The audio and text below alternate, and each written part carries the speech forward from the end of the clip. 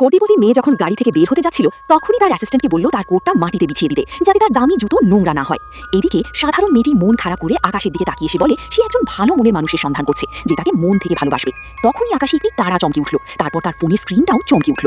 তখনই ফোনে একটি লেখা দেখতে পেল, লেখা আছে তুমি যাকে পছন্দ করবে এই ফোনে তার ছবি তুলবে আর সেই তোমাকে ভালোবাসবে। মেয়েটি ভাবলো এটা চেষ্টা করা যাক।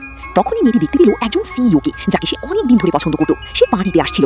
মেয়েটি খুশি হয়ে এগিয়ে আসি, তখনই সিকিউরিটি গার্ডটাকে আটকে দিল। গার্ডটাকে বলল তুমি ভেতরে যেতে পারবে না। এই শুনে মেয়েটির আত্মবিশ্বাস ভেঙে গেল। ওখানে দাঁড়িয়ে সে মন খারাপ করতে লাগলো। তখনই তার ফোনের স্ক্রিনে আলো ছড়াতে লাগলো, আর তখনই তার সাধারণ ড্রেসটি একটি সুন্দর পার্টি ড্রেসে পরিণত হলো। মেয়েটি খুশি হয়ে পার্টি হলে গেল। ভিতরে আসতেই সিইওর ছবি তুললো, আর তার কিছুক্ষণ পরই জাদু কাজ করে দিল। সিইও তার দিকে এগিয়ে এসে সবার সামনে এই হারটি তাকে পরিয়ে দিল। এই দেখে কোটিপতি মেয়েটি দৌড়ে তার কাছে এসে ছেলেটিকে বলল তুমি কি আমাকে চিনতে ভুল করেছো? এই হারটি আমাকে পরানোর কথা ছিল। তখনই সিইও বলল এই হারটি ওই মেয়েটি পড়তে পারে যে মন থেকে ভালোবাসবে। তখনই মেয়েটি শুনে খুব খুশি হয়। পরের দিন কোটিপতি মেয়েটি এই মেয়েটির কাছে এসে তার কাছে হারটি চাইতে লাগে, কিন্তু এই মেয়েটি তার কথা না শুনে কিছু না বলে ওখান থেকে চলে যেতে লাগে। এতে কোটিপতি মেয়েটি রেগে গিয়ে গরম চা তার দিকে ছড়িয়ে দিতে যায়, আর তখনই সিইও এসে তার হাতটি ধরে তাকে বাঁচিয়ে নেয়। আর এইভাবে মেয়েটি জাদুই ফোন থেকে ভালোবাসা পেল, যা সে অনেক দিন ধরে